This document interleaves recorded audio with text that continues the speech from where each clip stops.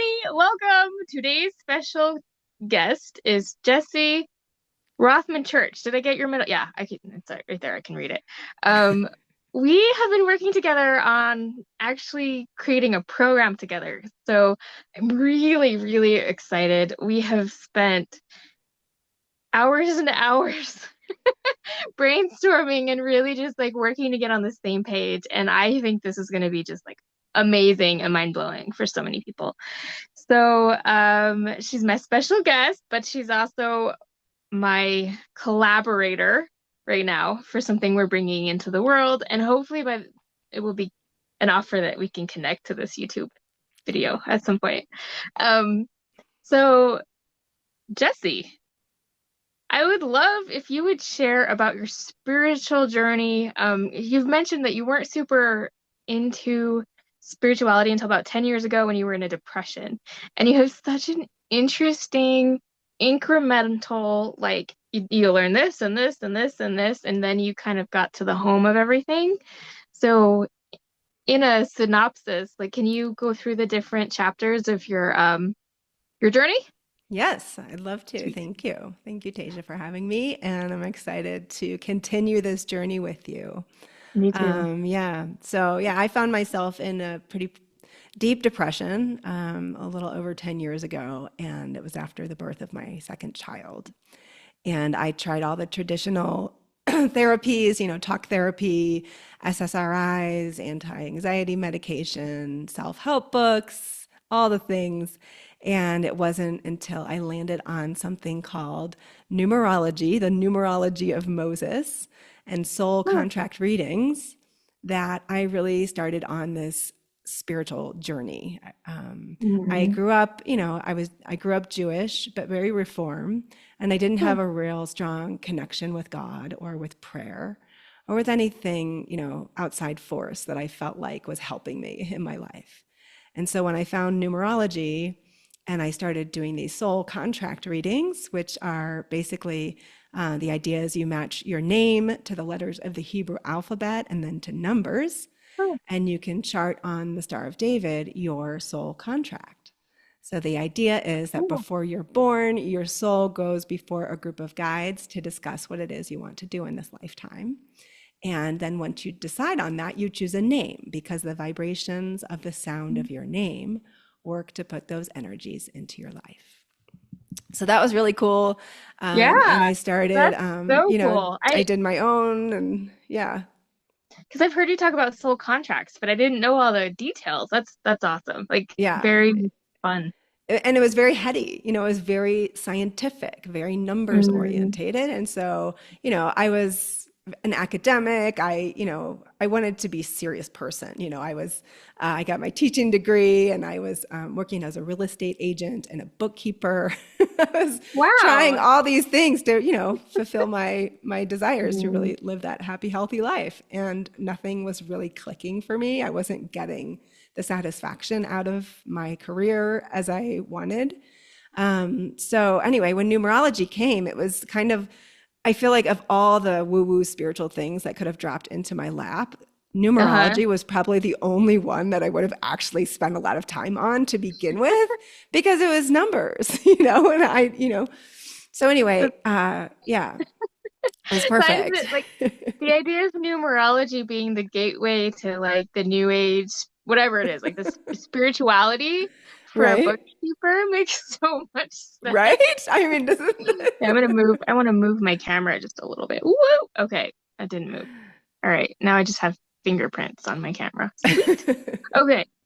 Yeah, I love that. yeah. So you went from numerology and then, And then my husband, he has a business, a lawn care business, and when he found out that I was doing this numerology and it was helping me sort of get out of my depression a little bit more, get a little bit more excited about something, he wanted to encourage that, right? So he had a oh, client, and he said, I have this client that's into some of that like spiritual woo-woo, like new age kind of stuff. You should meet. You should have coffee with her. And I said, great. And so we set up coffee at this cute little bookstore in downtown Boulder. And I had no idea who she was.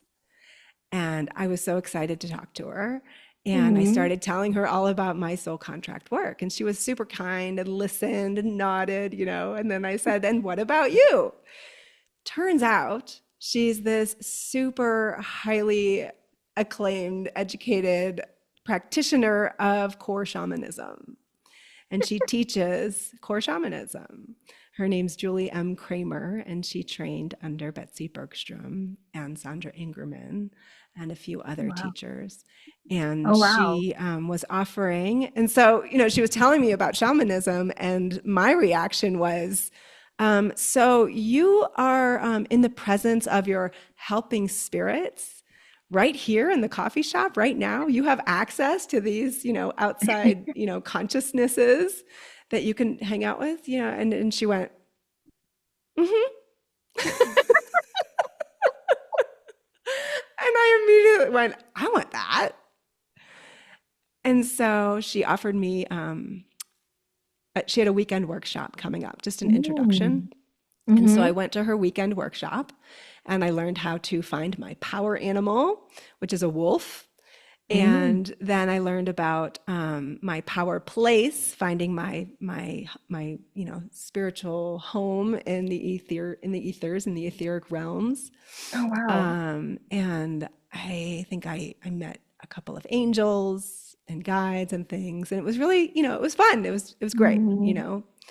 But then I went back to my normal, life. I was a real estate agent and a bookkeeper, and I needed to be, I needed to get serious. Okay, it's time to get serious, right?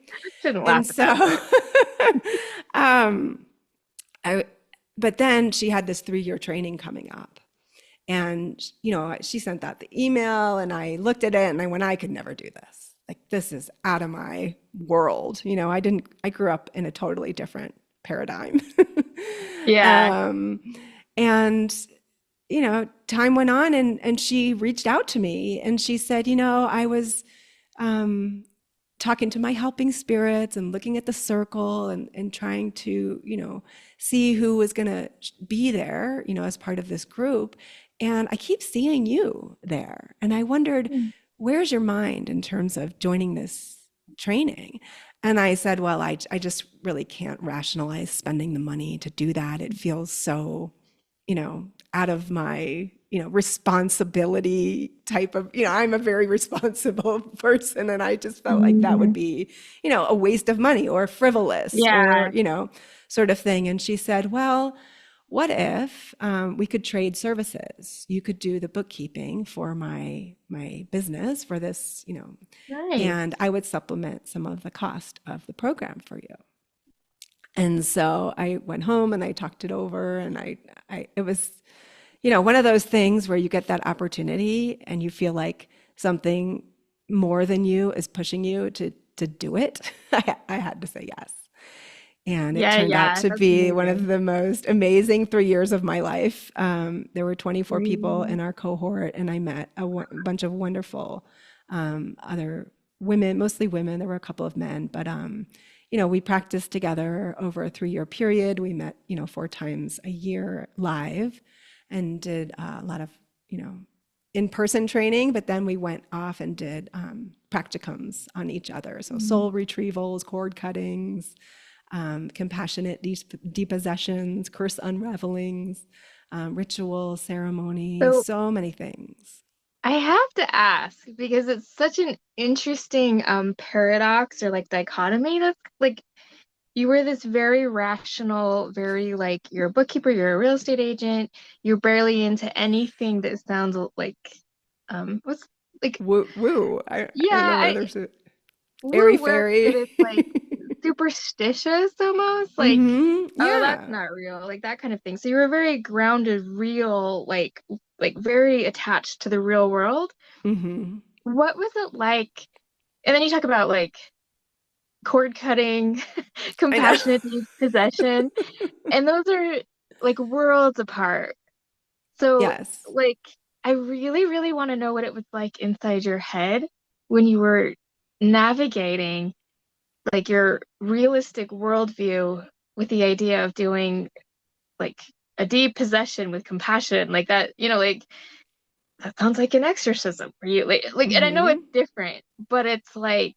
What was that like? Yeah, I was the biggest skeptic in the room Mm, for sure. I was constantly questioning, how do I know I'm not making this up?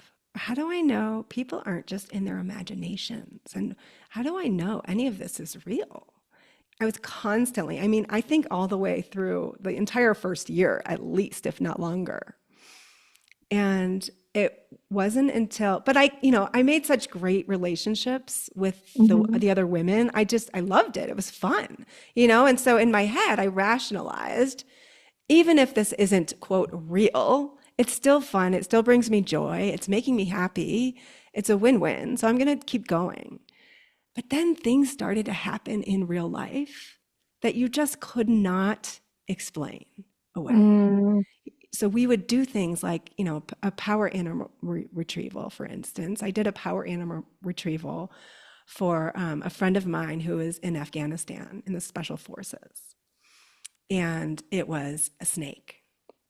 And when I shared with him the story, all these healings and rituals you come back with this healing story. And I shared with him, that the snake was there to help him, navigate to not be seen on I forget what they're called, their missions, help him be stealth during his missions and give mm, him, fortitude to be still when he needed, things like that to help him. And I sent him the audio of this power animal retrieval because we couldn't, really have time to talk on the phone. But when he got it, he texted me back a photo of the t-shirt that he was wearing that morning. And it uh-huh. was one of the Don't Tread on Me, the snake. Oh, wow. The sympathy. Wow. And the night before that, he had a dream of being in the water with all these snakes and, them not hurting him and them actually like bringing him comfort and things. And he said it just helped him so much, feel more safe and protected and on his path. And so it was things like that. Another one I did for a friend of my husband's, and it was he was wanting to know what he should get for a tattoo for his daughter. hmm He already had one tattoo for his daughter named Iris, so he had an iris on his one shoulder, and he Makes wanted to sense. know what tattoo to get for his other daughter. So I did her power animal retrieval for her, and it was a hummingbird. Oh, And that's he cute. said, "Oh my gosh, Jess." And he goes and he shows me this drawing book that he has. And he was drawing possible tattoos that he was going to get for his other daughter, and a hummingbird was one of them.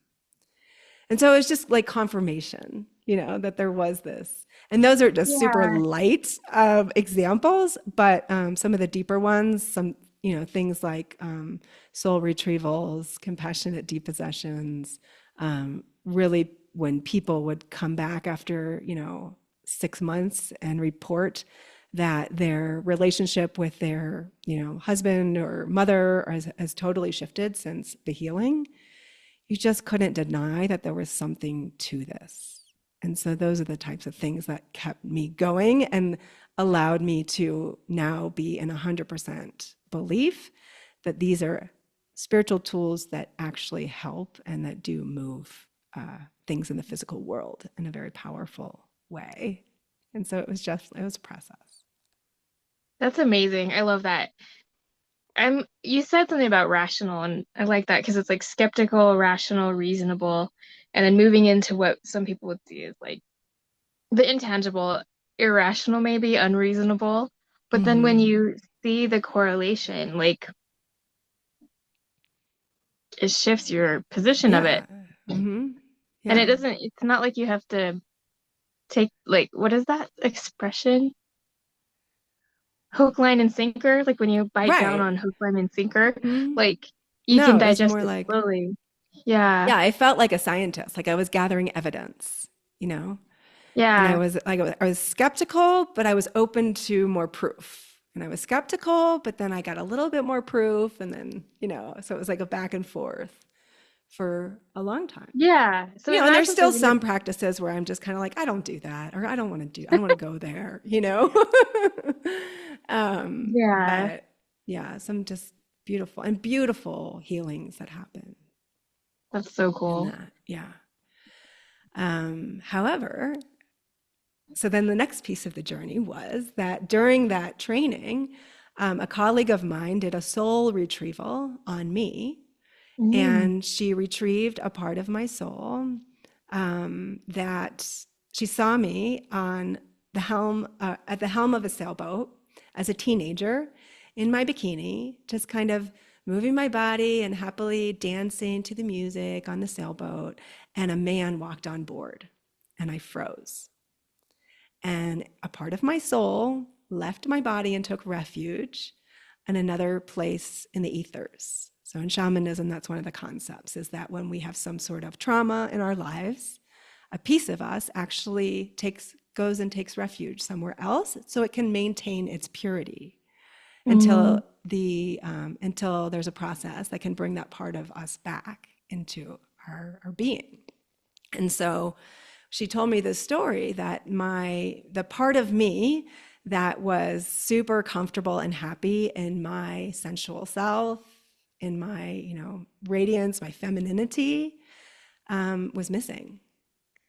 And my work now, part of the healing process is that they coax your soul part back into your body, and they do that with helping spirits, guides, angels, fairies, whatever, the story, Mm. however the story unfolds. There's always a beautiful story with shamanism, these healings.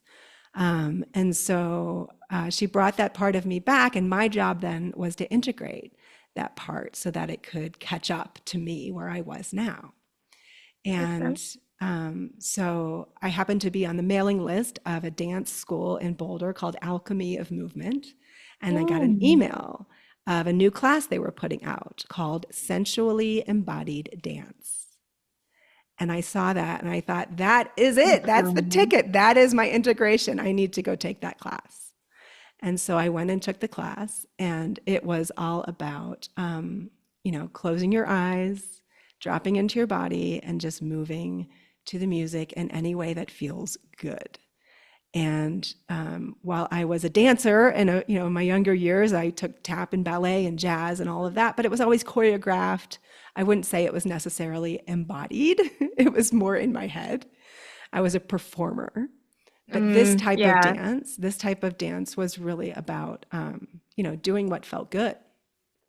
And so I began that practice, and I started going every week, and found that I had so much sadness in my body. Mm. And every time I went to dance class, I cried. And sometimes I cried for 5 minutes, and sometimes I cried for the entire hour. But it was okay. It was accepted. And I wasn't like bawling, I was, quiet on my yoga mat, kind of sobbing to myself a little bit, more public than not, sometimes, but not, but it was Yeah. my way into all of that unresolved kind of depression and sadness that I hadn't gotten to yet, even with all the talk Mm. therapy and the helping spirits and the shamanism and the healings and the soul Wow. retrievals and the cord cuttings and all the things I experienced. There was still more. Like we talked about that layer of the onion, right? Like when we heal, we're peeling back the layers. And movement was the next step. And then I found Dr. Sue Morter, the energy codes, and she talks all about how we are energetic beings. Everything is energy, and when we hold on to these unresolved emotions, they get stuck in our bodies, and they hold us back. And so I kind of combined the sensual embodied dance, the intuitive movement, with Mm. the concept of the energy codes. And now I've put together a practice that I call Move Through Everything. And it's all about just moving through the highs and lows of the roller coaster of the human experience in a healthy way, in a way that really honors all of the rainbow of emotions. And it's really helped me to have a very much more grounded, centered, peaceful, joyful life experience amongst all the chaos. Mm. I love that. When you were talking about the codes, so in the unresolved part when you were doing the dance, Mm-hmm. So it kind of reminded me when you were talking about the soul retrieval, where you went back and got pieces of you that fled to the ethers for safety, and then you bring them back in. Um, as somebody who experienced both the training and the labs and your own like personal in like internal world, your own experience, what was it like? Like, how would you explain the integration that you had with the shamanism experience compared to the embodied practice? Hmm. Yeah, I would say shamanism is very much in your head. It's very much Mhm. it's very intellectual. Even though you're working with the spirit realms, it's still you're trying to like reshape your story in your head. And and I will say there is an energetic component. A lot of the work we do talk about. In a compassionate depossession, for instance, it might not be like an actual person that's like possessing you. It could be literally an energy, like a stuck energy, a mass Okay. or something. So that And sounds a little, I know I'm interrupting, but like yeah, I yeah. have this thought that must come out. Hmm. So Eckhart Tolle, we talked about him a little earlier in one of our own Hmm. conversations. He talks about the pain body. Hmm. So like the pain body doesn't necessarily have to be like a ghost that's attached or like, it could just it's just a like a thing that gets together, a Yeah, like cohesion of a being. thought form or something. Yeah. So I mean that sounds like what you're talking about as far as Hmm. like the deep possession of like Hmm. helping dissolve that pain. Hmm. Yeah, Okay. So yeah. going I So yeah, yeah, I I'm understand. just trying not to. I don't want to write off, shamanism that it's. I Okay, well guess let me ask you yeah. another question because I feel like that question sets you up for that. Mm. So if Hmm. the question's not working, do you feel like you're training? So we talked about the onion and I love it because you've got the circle, like you can the banner behind you Oh yeah, that yeah. kind of looks Hmm. like an onion. Hmm. Um, so if you had just gone, so let's say that you got into numerology as a bookkeeper, the numbers made sense. If you hadn't worked with the shamanism piece and you had gone straight into the dance, the movement, it would have probably been different because that soul retrieval with you on the boat as a teenager, like that having that piece back was probably a big part of why the dance felt good. Like that just makes sense in a story, right? Like Hmm. you get that piece back and then you Right. but if you hadn't gone through the shamanism training, do you think you would have had the depth of experience with movement? That's a great question. It's a great way to frame it because now it's clear in my head. Okay. The reason the movement and the energy codes is so powerful for me is because I have Hmm. such a strong belief in the existence of this energetic reality that we can tap into and create with our breath and our mind and our movement and our intention. So it all Mm, goes together, it all fits together. And the shamanism, okay. that piece allowed me to have 100% faith that we do have helping spirits, that our ancestors are with us, that we do have access to these higher consciousness, realms and things, and we can bring all that in to the movement. And then the movement becomes a sort of ritual or a prayer or ceremony, as Mm, well wow. as a depth of feeling your own power and sensual self and connection with your own personal wisdom and connection to the divine. I mean, it's all like wrapped in. It's just it made yes, shamanism absolutely is a sort of integral piece of all of it. Yeah. It And so when sounds I it teach those classes, yeah. I bring that through as well. I speak to people Hmm. from that space of, understanding that the healing you're doing in this moment is healing your ancestors and your descendants and all of that. And I have a felt understanding and belief of that because of my work with, That makes so much yeah. sense. Hmm. So in a sense, the journey like you went through in the order you went through it was like a very like I know you didn't plan it, but your spirit team or who there it's almost like it's choreographed to help you move from the head to the embodiment. Because Mm-hmm. as you were saying, that shamanism as you were taught was a very like it was in your head, but when you dance, it's in your body. And you wouldn't have had that embodiment piece if you hadn't first developed the conception,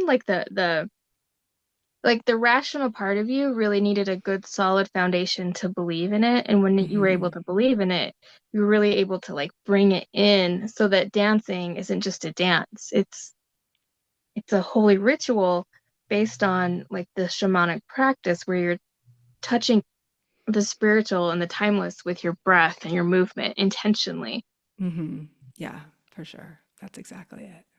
Thank you for that question because I've never really thought about it so deeply. I mean, I knew it was all connected, but I've never really spoken that. And I think that really makes it Mm, that much more powerful for me, and hopefully for everyone who experiences it. Yeah. yeah, well, it makes a lot of sense. And in knowing your journey, those were questions that I've always kind of wondered. So Hmm. it's fun to be able to ask you in a way that can other people can also hear, Hmm. and it will help.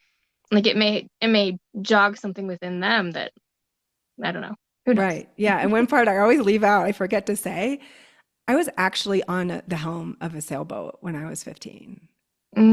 In this I wondered about lifetime, that. that happened. Like, so Okay. I was on a summer camp where I got to live on a sailboat in the Caribbean for 3 weeks. Ah, that sounds amazing. And so, while I don't have a conscious memory of, that guy walking on board and me freezing, it probably happened, you know? So that made the healing, the soul retrieval, even more powerful because it Yeah, actually connected to something that happened in this lifetime. Yeah, that was really cool. that is very cool. That's really, there's so much depth. Like, I feel like we could keep going. And I also feel like something is like hitting home. Hmm. And I know in our conversations we talk about home a lot, and Hmm. coming home. Yeah.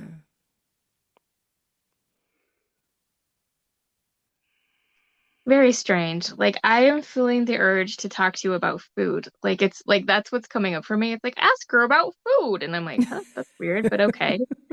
So yeah. Why do you want to ask me about food? I'm not a foodie. It's not a big piece of my life right now. I love chocolate, Hmm, I'll tell you that. chocolate's good. Oh, okay. So like what do you do to feed yourself spiritually? Oh, yeah. I dance, I move, Mm. I meditate. I walk in nature. I love the ocean. If I could, I'm in Colorado, so I don't have access very often, but when I am near the ocean, I make a point to get in there and just lie on my back and Mm. let the water just move me. Um, yeah. Sound healing is another thing that I really enjoy. My husband knows how to play the Himalayan Oh. Tibetan. I don't remember the proper name, but the copper singing bowls. Oh. There's crystal bowls as well that are beautiful, but the metal ones, the copper ones, are super grounding and super, I feel like good for embodiment. So Mm. just being able to lay down and have him play the bowls, and that feeds me spiritually for sure. Yeah, yeah. Um, It is kind of funny, like the idea of going from food to like what spiritually feeds you, because it's kind of been like the mental aspect of it, and then the spiritual and like the integration of that has kind of been a mhm, theme. mhm. Um,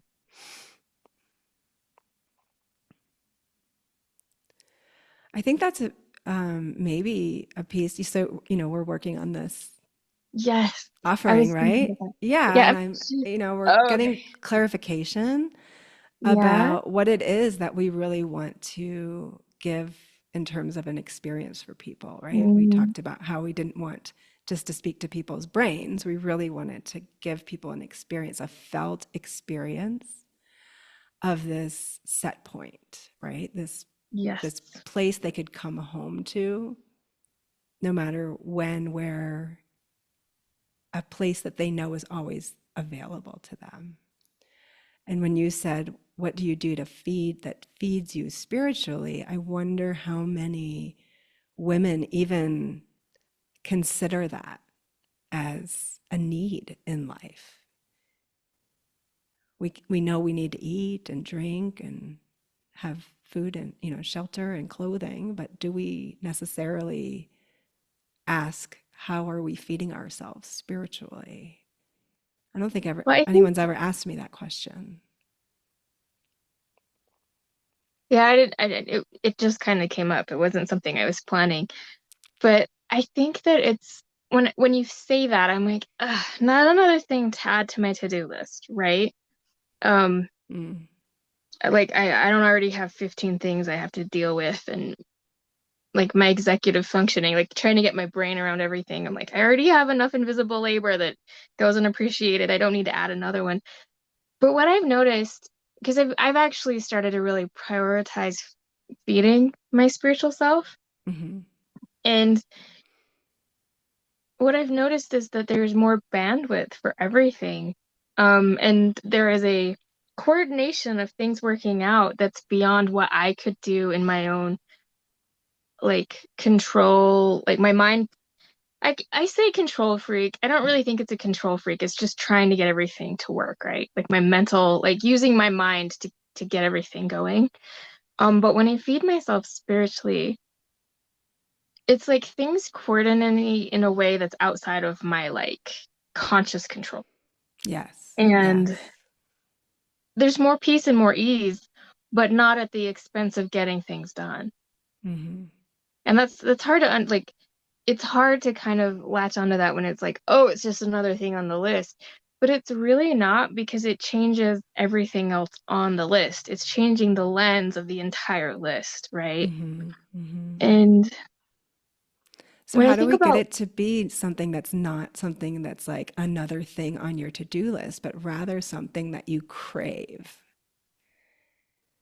and I think that's one of the important things of helping people get to that place in themselves that feels like home.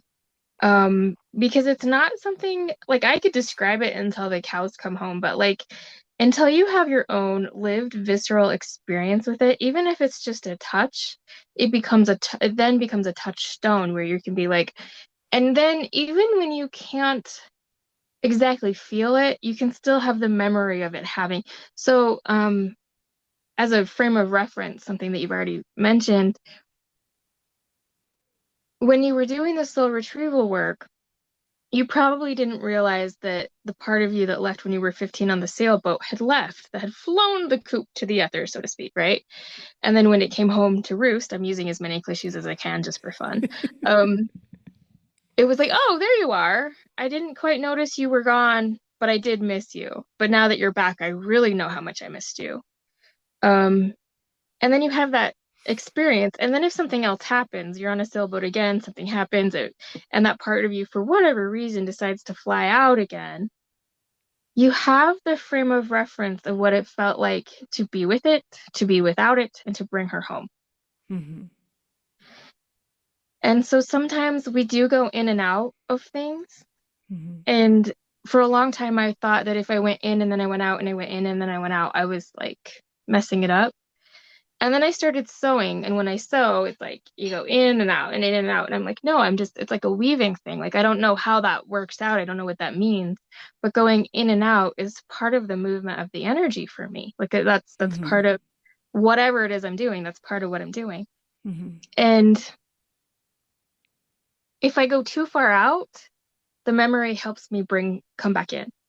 Right. And sometimes like it doesn't happen with the first memory. It doesn't happen with the first click of that. And I just have to keep remembering and keep remembering. Like there was this time, um, there I like for since you mentioned the Caribbean, there was a moment in the Caribbean, for me when I was in Puerto Rico that changed my life. Like during COVID, I had plotted this whole novel series that I was ready, and I went to Puerto Rico as on a house sit with the intention of writing the first book, or maybe it was like I don't know, I had my outline, so I was going to work on what I had the outline for. And the first night I was there, I met somebody whose influence in our conversation just completely derailed my entire outline that I had spent all of COVID carefully laying out. And I was both like, the artist in me was like, this is so fascinating because I had this is going to be my magnus opus or whatever, right? Like, whatever that means, magnum opus. But like, and it just all got derailed in one night by one person who just a chance, like it was in and out, right? And but what it brought me was the understanding that my powerlessness was a lie. Like end of the day, right? Like I that's such a broad simplification, but that and then having to face that and all the ways I had empowered the story of my own powerlessness and having that all unravel. Mm. And that was what unraveled my story. And like there's so much more to it. I just simplification because that's what we have to deal with. But what I realized was like I could choose a different story. And the story was way outside of my ability to even conceive as a possibility Mhm. until I hit this obstacle that actually ended up being a new pathway. And I just remember we were sitting at dinner and I was like almost in tears, like with these strangers that I was house sitting for these people and their friends, and I was almost in tears. And I was like, why am I crying? We're eating fresh fish, like right from the ocean. It was beautiful. Like we were in a very lovely area. Like it's right by the beach. And I'm just like, why am I wanting to cry? And then like the word inaccessible kept popping in my head over and over again, like inaccessible. And I was like, what is inaccessible? And it was like the part of me that wanted to be birthed that was like, no, the storyline you've outlined for yourself isn't it. Like it's a sham. And we're Mm. not putting that into the world. Like, great that you lined it all up so you can know what was the sham, but it is a sham. And so, yeah, like unwinding that and then like coming up with a new storyline. It's still something I'm Mhm. working on, but like Mhm. this the story of who I really am felt inaccessible, but it Mhm. was accessible enough to call me into another path. Mhm. And that was enough. And it wasn't a memory. It wasn't even a frame of reference. It was just like the flickering of a possibility. I love that. And Yeah. if in that moment I had had a memory or some frame of reference, it would have been even easier. Uh-huh. So the work that we do is like I want to be able to help people create that frame of reference within themselves that they're not always going to be in that place, but even just knowing that you can get to that place. And if you've never been there, creating or calibrating experience that helps you start to work through the sham of your own story and get to the Mhm. truth of your own story, that you are Mhm. very powerful and that you can create and like the whole thing. There's so Right. much there. There's so much context that Mhm. it's impossible to even summarize, Yeah, but but there's a that's we don't journey. and we don't need to name it, right? Mm, Yeah, energetically we present it. We can show, don't tell sort of thing, right? yeah. Yeah, I mean, there is something if people tell you, sometimes you're like, really? But sometimes Mhm. when the show goes along with the tell, you're like, yeah. So I think you don't have to name it, but you can name it, right? And Mhm. it's like the first part of the journey might be a piece or a part that does feel inaccessible.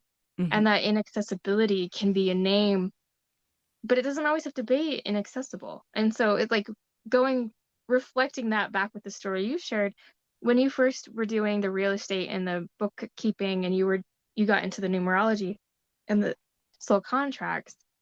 Um, the level of where you are now would have felt inaccessible to that iteration of your life story. Oh, for sure. Right. And now it's completely accessible. It's so Mhm. accessible you're talking about it on a YouTube stage.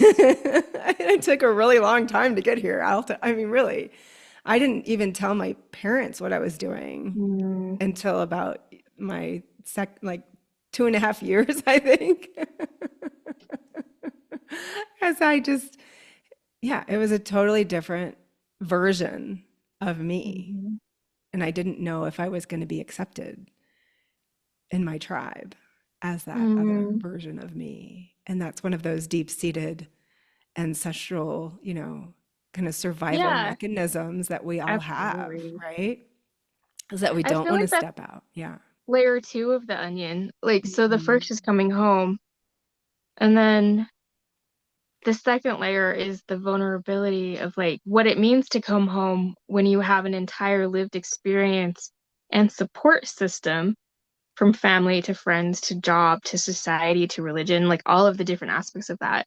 You come home to yourself, and then like the person who had that and the person who comes home to themselves are not necessarily one and the same. So you're right, there's a huge insecurity of like, what does this mean for me now? Mhm. And it's easy to just like throw, okay, I went home, not I don't need to do that again. Um, And the so next layer of that is working mhm. with your loved ones to help them. Not that it's your job, but it's nice if they would feel comfortable with the new you. It's if they don't feel comfortable with the new you, then you're not going to feel comfortable with them, right? Well, I don't know, like I'm gonna back that up because I came from a place where there was no acceptance. Like there was no acceptance.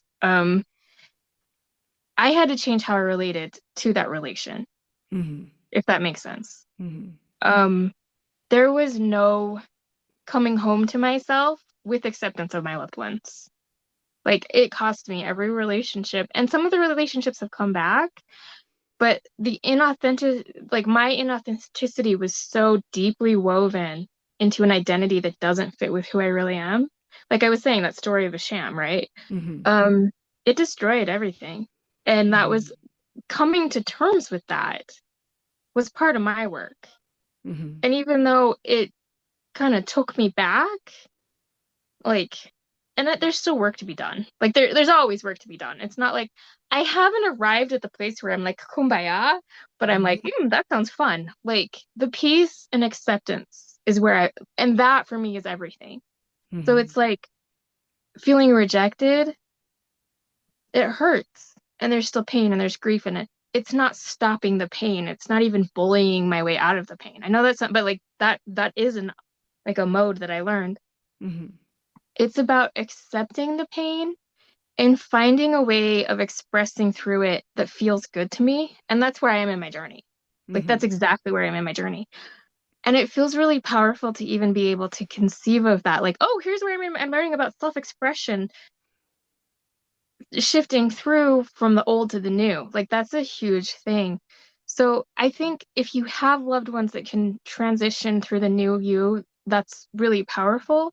But I also think it's important to recognize that sometimes that's not what's available. But that doesn't mean you can't still have that. And it's still worth the journey. So it's like you might find your support system is incredibly supportive, and you may find there's not support. And you can be in peace and joy either way, but not immediately. Hmm. Yeah. Yeah. And to have, I mean, that's where it comes back to community and Mm-hmm. having other women on a similar journey around you so Mm-hmm. that you don't feel alone as you go through that journey of coming home. It just, and I had that in the shamanic training. I had a very Mm-hmm. nice group of women that could witness me on my journey and reflect back to me Mm-hmm. my journey, and that was super powerful and important. And I am not like a girly girl. I never had like a lot of women friends growing up. Yeah. I was more of, a lone kind of a hermit in college. Like I found, just I didn't want to be part of, a group of, partiers or whatever. Um, Not to say that that's what women are, but I was just That's your never, thing. it wasn't natural. What was my thing? No, I get what you're Oh saying. yeah, yeah. But yeah, what was My your point thing? What was, I mean, it was all different. You know, college was weird. I started, I started in one way, I finished another way, and then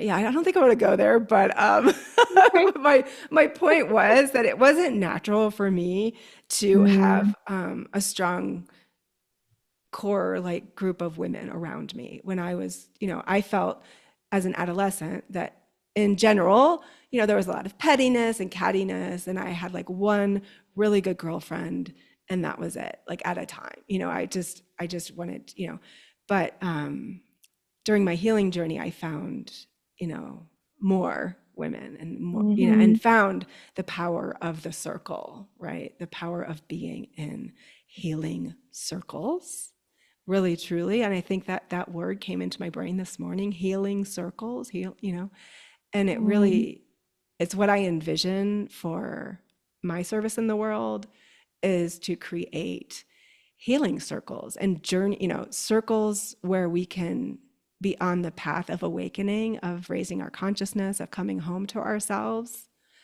together and being able to witness each other in that and reflect back to each other.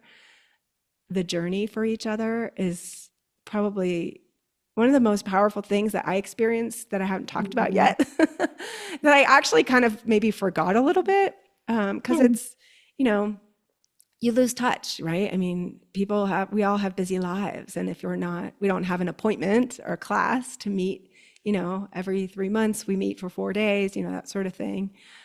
You lose touch and you know, kind of forget. And then you come together and you remember how powerful that is and how grounding that is. And then you forget. And it's like that in and out that you were talking yeah, about. yeah. Um, and that's, yeah, that's what I really want to create is a rhythm that people can know exists, that they can always, you know, when they're ready, can hop into and I love ride, you that. know, yeah, yeah. Yeah, you move in and out of. Hmm. Um, so like it's just kind of interesting when you were talking about because I was always like I always had a bunch of girlfriends. I was always like I had a fun little clique. It was never like mean, but I always had my group of friends. Hmm. And then I had like as I got into college, I had several groups of friends. Hmm. And being a girl's girl was like a big part of like I loved my friends that were girls. And I actually had some things happen that were incredibly shady in the sisterhood circle. So that put Hmm. me off of those for a while. And I just kind of think it's interesting. I only mention that because the way that it kind of earmarks your experience, it's like the opposite side. It's, you know, and everyone has their own journey, and we all move into things that are helpful and healthy. And we may have things that are like toxic and then they're revealed. And that may be really off-putting, like, oh, I never want to do that again. But like when you come home to yourself, things that brought you joy in the past that may have been tinged with a lot of toxicity shift dramatically. And that's one Hmm. of the things that I find the most interesting is like the way the way that I am in relationships is not the same. And it's really weird because I'm like in my 40s. I'm like, I should be set in my ways of being. But in some ways, it's like being a teenager again because I'm relearning how to socialize from a more centered place of myself. And it's it's fun, but it's also like really weird. But like if I live another 30, 40 years, I'd much rather socialize from the center than like the codependent framework of like the sham of my powerlessness to go back to that I started with. And I just I like that you mentioned women's circles because they are really powerful. Hmm. Um, but they're only as good as the container that can be held. And you know, like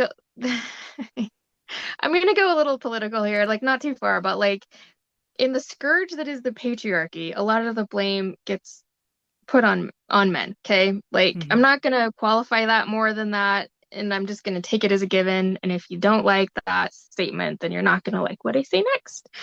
But in my experience, women can fuel. the perpetuation as much as anyone else. And in that, women can also heal within themselves that as much as anything else. Like, if it's inside, you can actually touch it and heal it. And that's one of the things I really learned. And it's like easy to blame what's external and what, like, everything that's happening out here is a problem. And it may be. I don't have all the answers, but I do have what's inside of me. And it's like if I'm perpetuating my own way of being that creates more externally of what I don't like, that's something that is in my ability to shift, maybe not change because I still have to live and breathe in this world, but I can shift it and then I can shift it a little more and I can shift it a little more. And that's like the in and out, right? Mhm. So I also think there's a lot of possibility within a women's circle of not just witnessing each other and seeing each other grow, but calling each other to a higher truth that in another context, like our nervous systems haven't been necessarily trained to handle. And I don't know Mhm. what that means. Like Mhm. that's on the cutting edge of my own reality. I love that. Yeah. And I do feel like um so in the centrally embodied dance in that world, there's these they call them erotic creatures. So like your core Mm. kind of essence, what is within you that really, you know, turns you on, and not, you know, necessarily in a sexual way, but more in a sensual, empowered way. What connects you with your most powerful energy that you feel in your body. And these creatures are, you know, there could be like the shy, reluctant enigma, and the dangerous challenger, and the Mm. lustful lover. And there's, you know, there's 10. And the one that I've been identified as is the champion. And when I first heard that, I thought, that doesn't sound very sensual, you know, It the doesn't sound as champion. sexy as the other ones. I'm not gonna lie, it doesn't. But they're, yeah. So, but at the same time, it's what gets me going. It's what makes me Mm. feel the most like, yes, I'm home. This is it. I've got it. This is my power. This is my, you know, this is where I can create from. And it's, and when people, you know, witness my movement and they say that's champion energy, what they're saying is the energy you're giving off is calling other people to rise. It's Mm. calling everyone to rise. And I so relate to that. And I love that it was reflected back to me because I didn't know what it was. I didn't have a name for it, but I did feel it deep in my core, somewhere, somehow. I knew that I was like so frustrated with what I was seeing in the world, what I was seeing in women that felt powerless, you know, Mm. and I was like, you guys, I found this thing. I found this thing. Like, you got to find it too. Come on, come with me. Rise. Let's go. You Mm. know, like that's what I found in my practice now. And that's what I'm bringing into my work in the world. And yeah, so Yeah, I love that. Like, oh guys, I figured out how to be unstoppable. Like really, really. Like everything stopped me, but I figured it out. We reverse engineered. Like we gotta do this. I can feel that. oh my Like gosh. And you just if said I can do it, you can do it. unstoppable. Right. Yeah. You, so there's a song by Sia. Do you know the artist Sia? She Yeah. has a song Unstoppable. I don't know And if I've it heard that one. was, oh, you'll have to turn it on. But it I was like the one of, swinging from this chandelier song so much. oh, I am Mostly because I've wanted to swing titanium. from a chandelier my whole life. Is that Sia? I think, or is that Pink? I can't remember. No, But it's not anyway, pink. okay, it's I think Sia. it's yeah.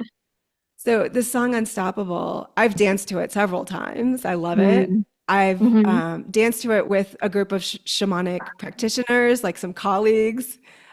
We danced to this song one night at a dance party, I remember. And then, like, one of my colleagues channeled this amazing message from the angels after we sang that song. It was so Ooh. powerful. And it was actually the song on the radio when I was driving and I got hit by a huge truck. Oh my God. Yeah. Sorry, I shouldn't laugh. Awkward. Well, we can laugh now. I'm here. I survived. It was a miracle. Hit you Talk like a about Mack truck, literally. yeah, but talk about like synchronicities and making meaning out of those spiritual things in life that are just, coincidences. That Mm. was a big one. And you just said the word unstoppable. And so there, it's all connected. Everything that happened yesterday is leading us to today, is what kind of the energy that I live And from in. that, we get to create tomorrow. Yeah. Yeah. Hmm. Okay. I am feeling like we're at a really, this has been such a rich conversation. I'm feeling satiated, so I'd like to wrap it up. Do you have any closing thoughts you want to share? I just, want to kind of reiterate to everyone that we have so much power within ourselves to find Yeah. the energetic essence that we want to walk and talk and be, no matter the circumstance. And when we can, dedicate some time in our day and our week to nurturing that home, that inner calibration that we know is available, our entire lives can be forever changed for the better. That's perfect. So yeah. Yeah. Well, thank you so much, Tasia, for Yeah. having Thank this you too. Thanks for conversation. Yeah, sharing. I really enjoyed our entire conversation. So it definitely great. fed me spiritually. Oh, good. I'm so glad. Me too. Well, let's continue to make spiritual food for each other and as many Yes. others that want to. And Absolutely. Banquet at my house. yeah. All right. Enjoy the rest of your Sunday. You too.